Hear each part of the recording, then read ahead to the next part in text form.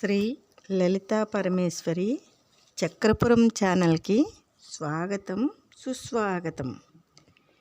ఇదే భగవద్గీత. భోక్తారం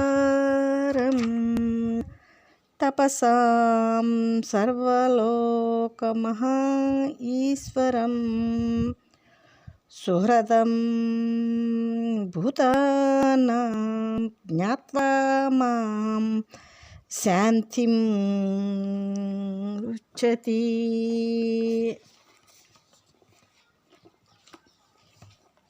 అర్జున, నన్ను యజ్ఞానికి తపస్సుకు భోక్తగాను ధ్యేయంగాను సర్వలోకములను నా తత్వాన్ని అనుసరించినట్లు శాసించేవాడు సర్వభూతములకు తోడుగాను తెలుసుకుని మోక్షని శాంతిని పొందుతున్నాడు. అర్జున, తన ఈ నిజసామ చేతనే మోక్ష సుఖాన్ని పొందుతున్నాడు. అర్జున, ఈరోజు సన్యాస యోగం పూర్తయింది.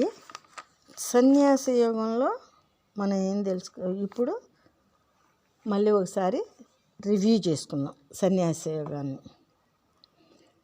భగవానుడు ఏం చెప్తున్నాడంటే, సన్యాస కర్మయోగ చ నిహ శ్రేయసకరౌ ఉభౌ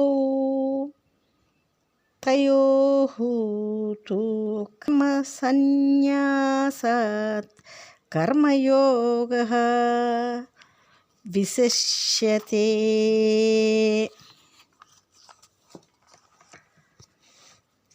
మాధవుడు ఈ విధంగా చెప్తూ ఉన్నాడు. గుణకర్మల సన్యాసము, సాధన కర్మ కూడా రెండూ కూడా మంచియే అర్జున, శ్రేయస్కరాలే, మోక్షాన్ని ప్రసాదించేవే కూడా. ఈ రెండింటిలో గుణకర్మలను సన్యసించటం అని భావిస్తూ చేసే ప్రయత్నం కంటే సాధన కర్మను ఆచరిస్తున్నాననే భావంతో చేసే ప్రయత్నం విశేషమైంది అర్జున అంటున్నాడు భగవాన్.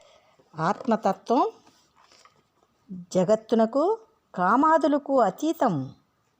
ఇవి ఆత్మతత్వ సాధనకు ప్రతిబంధకాలు. అర్జున, నీ సాధనలో గుణకర్మలు బోధపడుతూ ఉంటే వాటిని నీవే విడిచిపెడతావు అర్జున అంటున్నాడు మాధవుడు.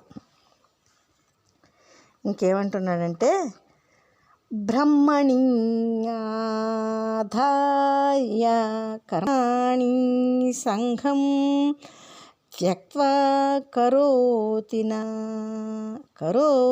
యః నా లిప్యతే సహ పాపేన పద్మపత్రం ఇవ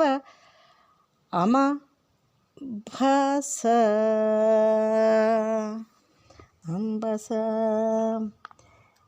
అర్జున, ఏ సాధకుడు బ్రహ్మమునందు బ్రహ్మప్రాప్తి యందు దేహేంద్రియాలను ఉంచి అర్పించి కామాదులతోటి సంబంధాన్ని విడిచి దేహేంద్రియాదుల సూక్ష్మ కర్మాలను సాధన కర్మాచరణలు నియమిస్తున్నాడో ఆ సాధకుడు ఇంద్రియ పాపముల చేత అంటపడడు అర్జున. బ్రహ్మార్పణం కృష్ణార్పణం అని నోటితే అంటేను, బ్రహ్మ అర్పణం కృష్ణార్పణం అని నోటితే అంటేను, మనసులో దేవుణ్ణి తలుచుకుంటేను పాపాలు రావని